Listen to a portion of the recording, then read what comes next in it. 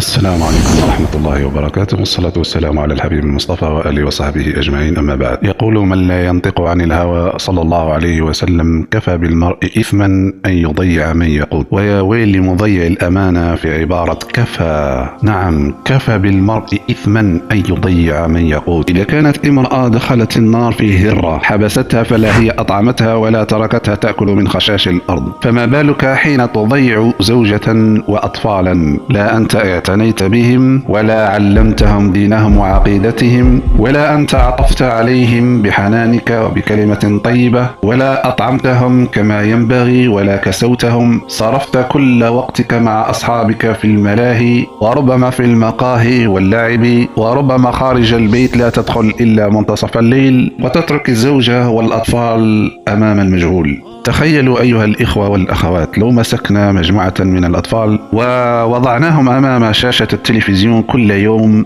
نصف ساعة فقط ينظرون إلى برنامج معين، كيف سيكون حال فكرهم بعد سنة فقط؟ فما بالك من يترك أطفاله أمام شاشة التلفزيون 5 و6 ساعات كل يوم، وهم يشاهدون امرأة في أحضان رجل، ويشاهدون الأخرى كاسية عارية بتسريحة شعر ومتزينة بمكياج، ويبدو عليها أنها سعيدة جدا في حريتها المطلقة، ولها غرفة جميلة وعطور وملابس مختلفة العري. وعندما ينظرون من حولهم يرون البؤس والحزن وقسوة الأب، وكذلك حزن أمهم بسبب معاملة الأب لها. كيف ستكون النتيجة بعد سنوات وسنوات؟ والله خراب ودمار. كفى بالمرء إثما أن يضيع من يقود. يا ويلك يا من يترك عياله وزوجته في حزن أو جوع أو حاجة وهو بإمكانه أن يسعدهم، ويا ويل من يتزوج بالثانية وربما الثالثة ويضيع الأولى ويضيع أطفالها معها، وأمواله قد ينفقها في القمار وقد ينفقها في الخمر وربما في شرب السجائر، أو ينفقها مع أصدقائه ليبين وجها له أنه كريم وأنه صاحب مال ولا أدري ماذا. وإذا دخلت إلى المطبخ وجدت الثلاجة فارغة، وإذا نظرت إلى الأسرة ربما ينامون على الأرض، وإذا أتى الشتاء بردوا، وإذا جاء الصيف عرقوا، ناهيك عن المعاملة السيئة والألفاظ البذيئة التي قد يتلفظ بها هذا الأب مع زوجته وأولاده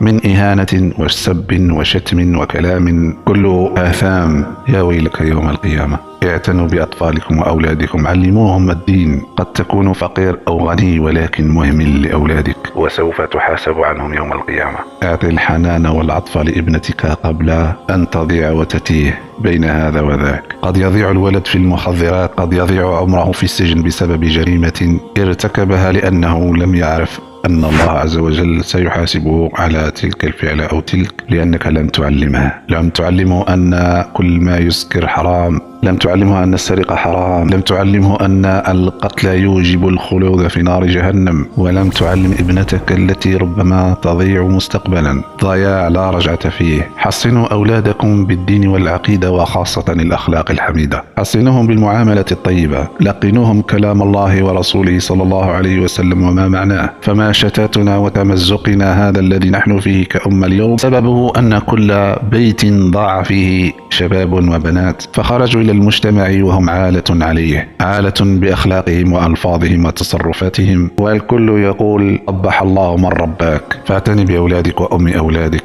قبل أن تعتني بهم الذئاب وما أدراك، وقبل أن تقف يوم القيامة أمام ميزان الحسنات والسيئات وتجد جبالا من الندامة والحسرات، وتندم على اليوم الذي تزوجت فيه وأنجبت، لأنها مسؤولية عظمى. الزواج ميثاق غليظ ومسؤولية عظيمة جدا، تحتاج إلى صبر وتحتاج إلى معاملة وأخلاق، وليست لقضاء شهوة فقط كما تفعل الحيوانات والبهائم. والله لو رأيتم في المحاكم بعض القصص والشكوات لشاب الرأس من هول ما ستسمعون.